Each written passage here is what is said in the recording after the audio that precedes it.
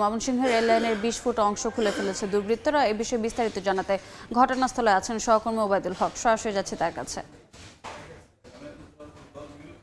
ময়মনসিংহের গফরগাঁও উপজেলার শালটিয়া মাঠখলা এলাকায় গতকাল মধ্যরাতে এখানে যে রেল লাইনের প্রায় 20 ফুট অংশ খুলে নেওয়া হয়েছে, সরিয়ে নেওয়া হয়েছে, যার কারণে এখানে জামালপুর থেকে ঢাকাগামী যে একটি ট্রেন অগ্নিবীণা এক্সপ্রেস, এটি আজকে ভোর 5:20 দিকে এই রেল লাইন এর পথটি অতিক্রম করছিল, অর্থাৎ রেল লাইনের যে rail station Gafargaon station 2 kilometre আগে যখন ট্রেনটি এই জায়গাটি অতিক্রম করছিল, তখন মূলত এই ট্রেনটি লাইনচ্যুত হয়ে যায়। ইঞ্জিন এবং পেছনের যে দুটি বগি এটি লাইনচ্যুত হয়ে যায়। পরে লাইনচ্যুত হওয়ার পরে দেখা যায় যে এখানে প্রায় 20 ফুট অংশ রেল লাইনের সেটি এখান থেকে নাট খুলে এটি সরিয়ে নেওয়া হয়েছে। দুর্বৃত্তরা এই কাজটি করেছে এবং প্রায় 7 ঘন্টার বেশি সময় ধরে এই জায়গাটিতে এই ট্রেনটি আটকে রয়েছে এবং বিভিন্ন স্টেশনে কিন্তু বেশ কয়েকটি ট্রেন আটকা রয়েছে, অর্থাৎ ঢাকা ময়মনসিংহ যে রেলপথ রয়েছে সেটি কিন্তু 7 ঘন্টার বেশি সময় ধরে বন্ধ রয়েছে এবং এতে যাত্রীরা কিন্তু চরম দুর্ভোগে পড়েছেন।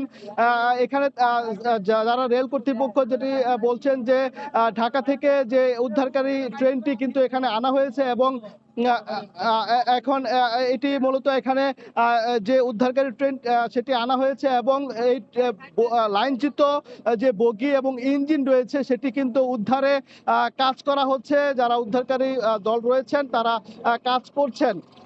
তবে আমরা যেটি দেখেছি যে গত 2 দিন আগে এখানে বিএনপির মনোনয়ন দেওয়া হয়েছে আখতারুজ্জামান বাচ্চু নামে একজনকে।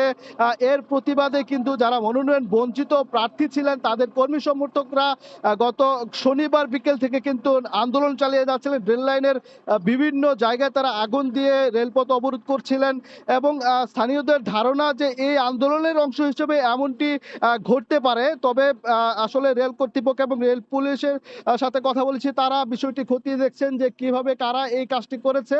তবে এখনো পর্যন্ত প্রায় 7 ঘন্টা হতে চললে এখনো পর্যন্ত কিন্তু যে লাইনচ্যুত অগ্নিবীণা এক্সপ্রেস ট্রেনের বগি রয়েছে সেটি কিন্তু উদ্ধার করা সম্ভব হয়নি। তারা উদ্ধারে কাজ করে যাচ্ছেন এবং তারা বলছেন যে আরো কয়েক ঘন্টা সময় লাগতে পারে। এতে করে ময়মনসিংহ স্টেশন সহ ময়মনসিংহ রেলওয়ে স্টেশন সহ আরো বিভিন্ন স্টেশনে কিন্তু বেশ কিছু ট্রেন আটকা রয়েছে। এতে করে যারা এবং এই ট্রেনটি সহ যারা যাত্রী ছিলেন তারা কিন্তু প্রায় সবাই নেমে বিকল্প উপায়ে যাওয়ার চেষ্টা করছে। তবে ময়মনসিংহ রেল স্টেশন সহ বিভিন্ন স্টেশনে যারা আটকা পড়েছেন তারা কিন্তু চরম দুর্ভোগে পড়েছেন এবং স্টেশন এই রেলওয়ে কর্তৃপক্ষ যেটি বলছেন যে তারা এই খবর পাওয়ার সঙ্গে সঙ্গে আসলে ঢাকা থেকে যে উদ্ধারকারী রিলিফ ট্রেন সেটি রওনা দেয় এবং বেলা 11টার কিছু সময় পরে এই ট্রেনটি এই যে রিলিফ ট্রেনটি সেটি আসে এবং